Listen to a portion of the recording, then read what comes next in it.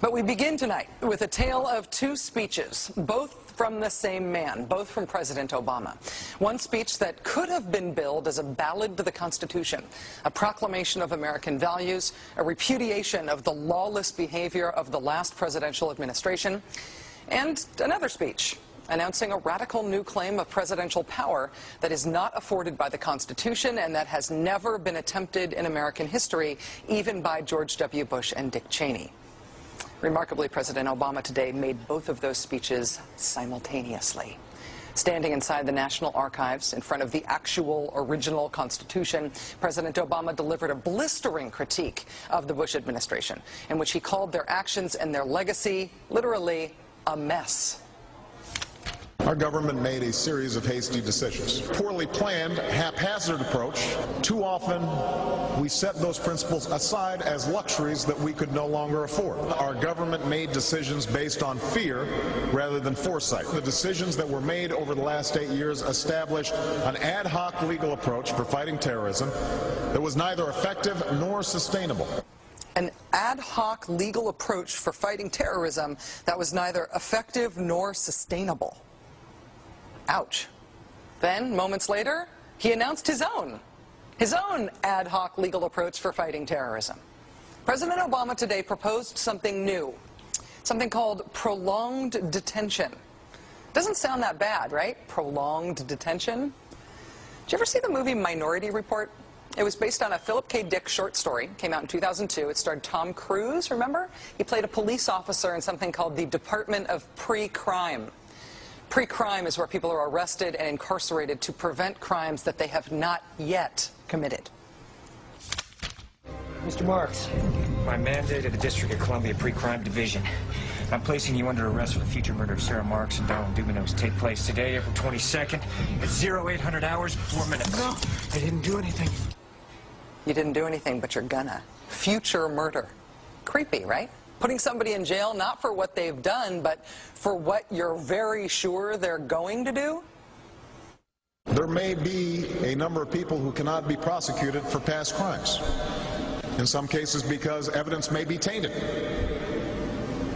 but who nonetheless pose a threat to the security of the United States. We're not prosecuting them for past crimes, but we need to keep them in prison because of our expectation of their future crimes. Al-Qaeda terrorists and their affiliates are at war with the United States, and those that we capture, like other prisoners of war, must be prevented from attacking us again. Prevented. We will incarcerate people preventively. Preventive incarceration. Indefinite detention without trial. That's what this is. That's what President Obama proposed today, if you strip away the euphemisms.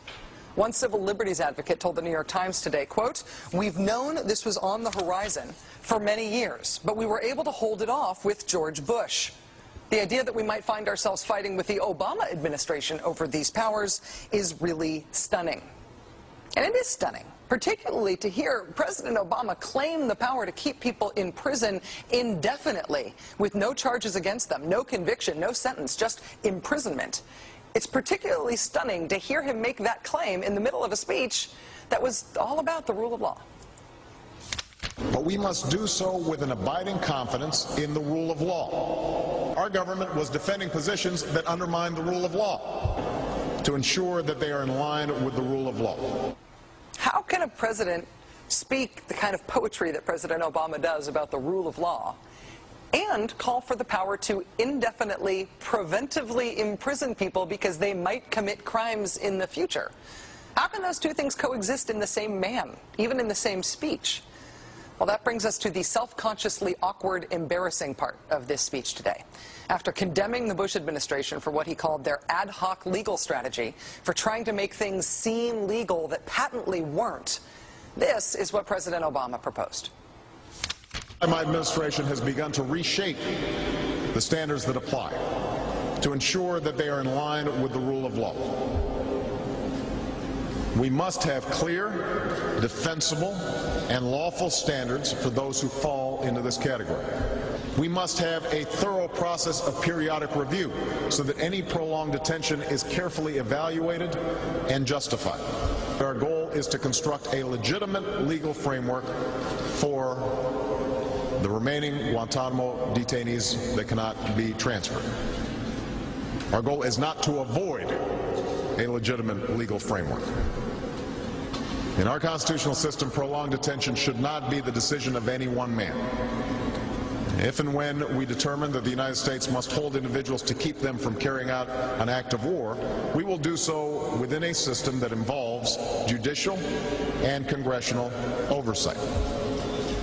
And so going forward, my administration will work with Congress to develop an appropriate legal regime so that our efforts are consistent with our values and our Constitution. You'll construct a legal regime to make indefinite detention legal.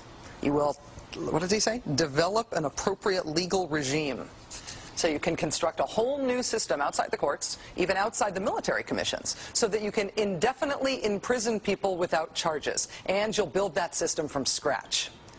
What's that somebody said about ad hoc legal strategies?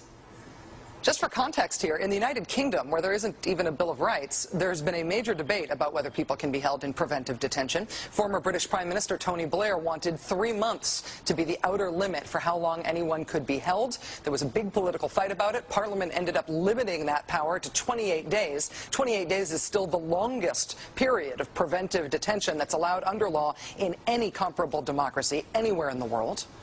How long would President Obama's proposed preventive indefinite detention last? Well, he's not saying yet, but here's how he defines the threat that he says makes indefinite detention necessary.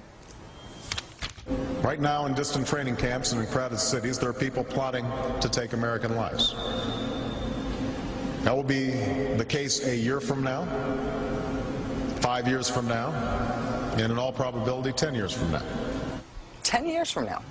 So you could get arrested today and locked up without a trial, without being convicted, without being sentenced for, say, 10 years until the threat of your future criminal behavior passes. Prolonged detention, he's calling it.